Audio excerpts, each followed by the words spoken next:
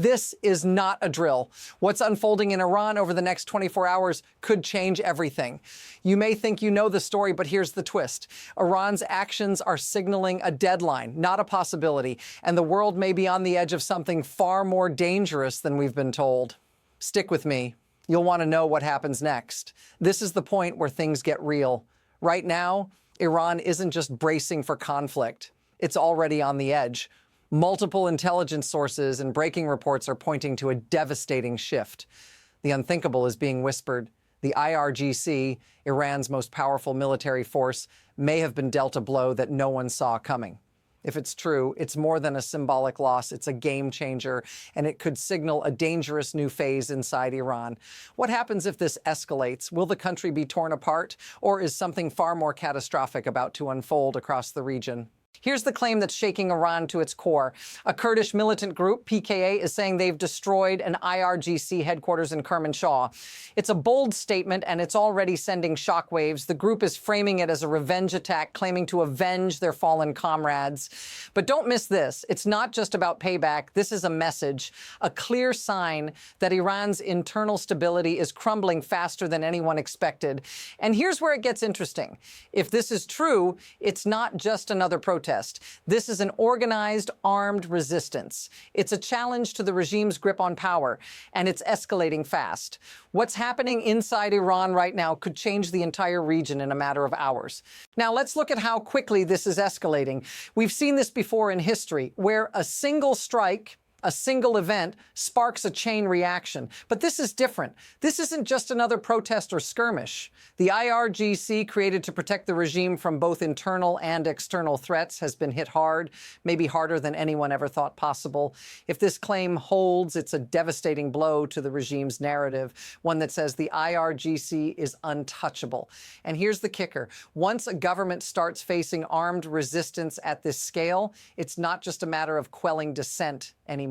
It's about survival. The state is already treating this as an act of war. And if that's true, the response won't just be force. It'll be a full-scale conflict. And if this war breaks out, it won't stay within Iran's borders. It'll spread fast.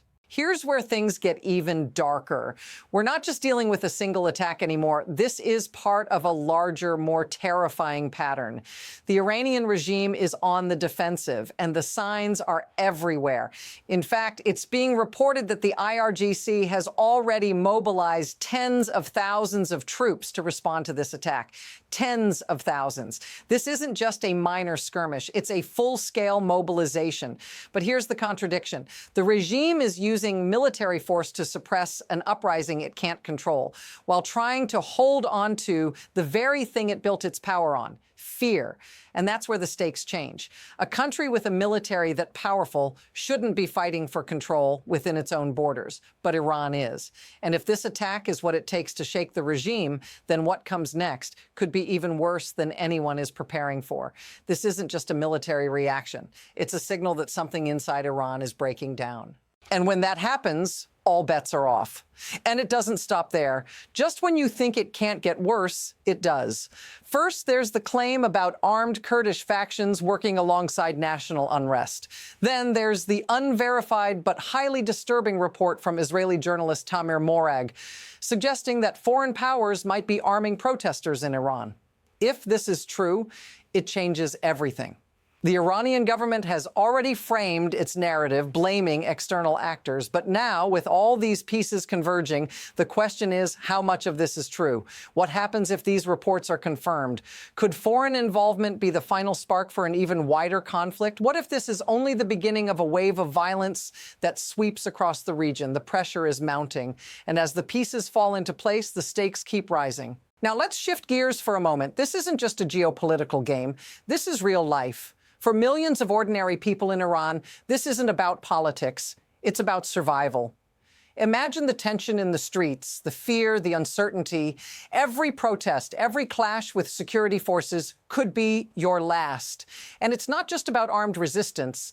The economic collapse has already drained people's resources, leaving them to fight not just for their rights, but for their daily survival. Families are facing hunger, uncertainty, and violence. These aren't abstract ideas. They're real consequences that people live with every single day. If you've felt a sense of injustice, or if this situation feels familiar to you, drop a comment below and share your thoughts. Because the truth is, this could happen anywhere.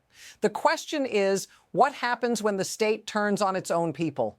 But here's the deeper truth. This isn't just about one regime or one crisis. What's happening in Iran right now is part of a larger systemic pattern.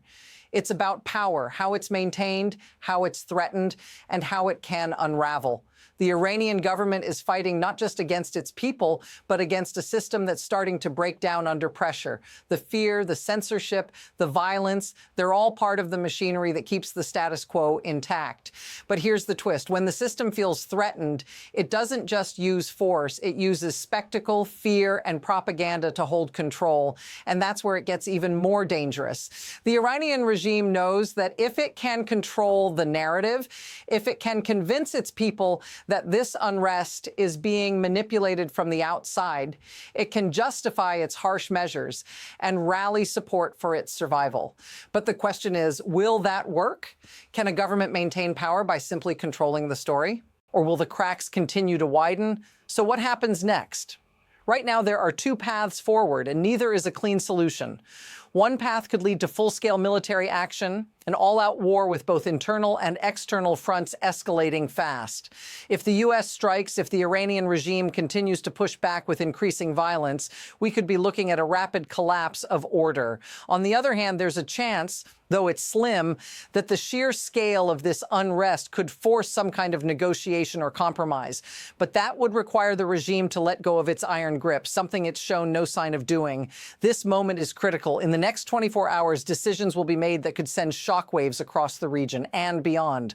And one thing is certain, what happens next will shape the trajectory of the Middle East for years to come. Here's the truth no one wants to say out loud.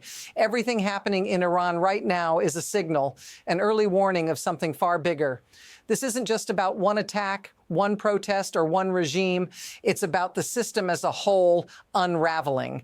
And the stakes couldn't be higher. If the Iranian regime can't control this moment, it could change the entire region. But if it tightens its grip, we may be looking at years of instability and violence. The countdown has already started, and as always, it's the people who will pay the price. Stay tuned, because as this story unfolds, the next move is already forming. Don't forget to subscribe and comment your thoughts. You'll want to track what comes next.